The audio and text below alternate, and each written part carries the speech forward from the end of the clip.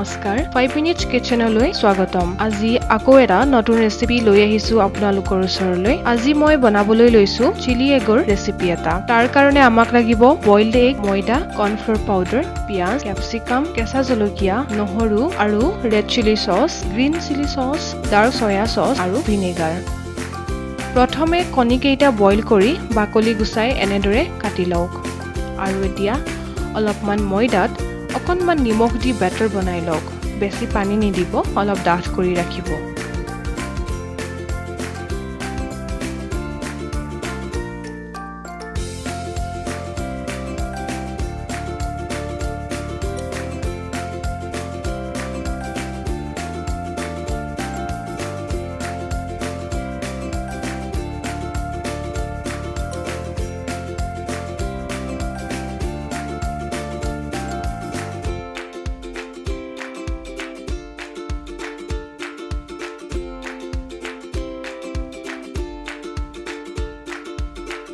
এতিয়া ফ্ৰাই পেনত তেল গৰম কৰি লৈ কণীৰ টুকুৰাবোৰ ময়দাৰ মিশ্ৰণৰ লগত লেটিয়াই লৈ ফ্ৰাই কৰি লওক আৰু ৰঙচুৱাকৈ ভালদৰে ফ্ৰাই কৰি ল'ব।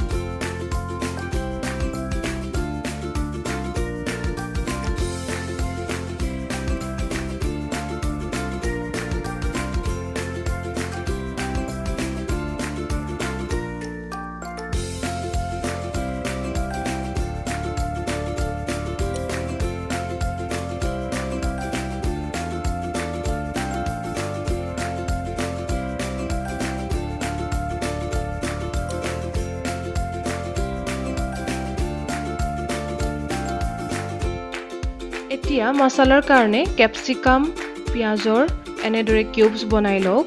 নহৰু আৰু কেঁচা জলকীয়া কেইটাও সৰু সৰুকৈ কাটি লওক।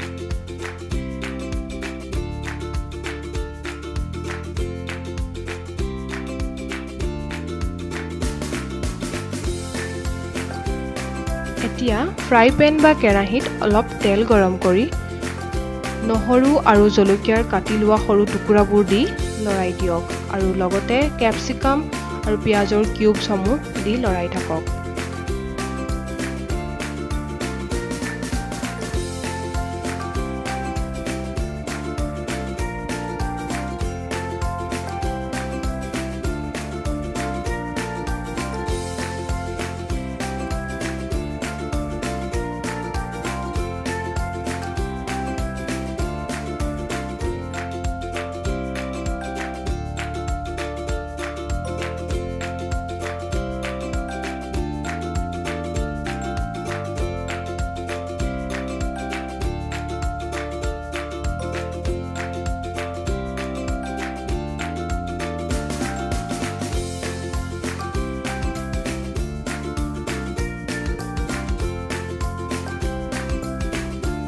এতিয়া ইয়াত 1 টেবুলস্পুন ভিনেগাৰ দিয়ক আৰু লগতে red chilli sauce, green chilli sauce আৰু ডাৰ্ক সয়া সস প্ৰয়োজন অনুসৰি দি লৰাই দিয়ক।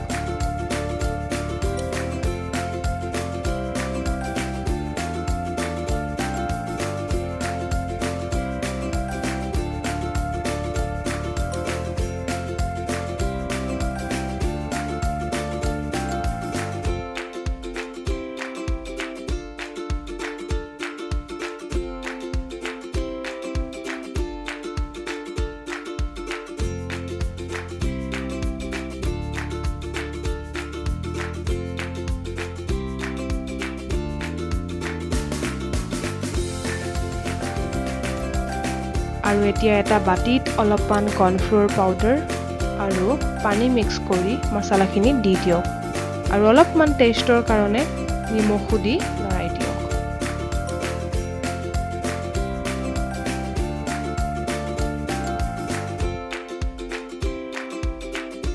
যদি আপোনালোকে অলপ গ্ৰেভি বনাম ভাবিছে তেতিয়াহলে অলপমান পানী দিব পাৰে এক্সট্ৰা কৰি যদি ড্ৰাই বনায় তেতিয়াহলে নালাগে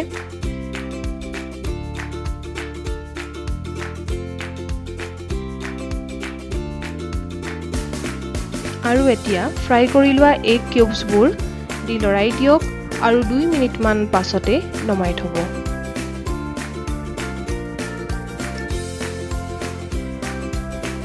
এয়া মোৰ আজি চিলি এগৰ ৰেচিপিটো হৈ গৈছে আপোনালোকে হয়তো বহুতবাৰ চিলি চিকেন চিলি পনীৰ বনাইছে বা খাইছে নহয় জানো এইটো ৰেচিপিও আপোনালোকে এবাৰ বনাই খাই চাব আৰু কেনেকুৱা পালে মোক জনাবলৈ নাপাহৰিব থ্যাংক ইউ মোৰ ভিডিঅটো চোৱাৰ কাৰণে এনেকুৱা ভিডিঅ' আৰু মই লৈ আহিম আপোনালোকৰ ওচৰলৈ তাৰ বাবে মোৰ চেনেলটো চাই থাকিবলৈ নাপাহৰিব লগতে সাবস্ক্ৰাইব আৰু লাইক এণ্ড কমেন্ট কৰিবলৈ নাপাহৰিব থ্যাংক ইউ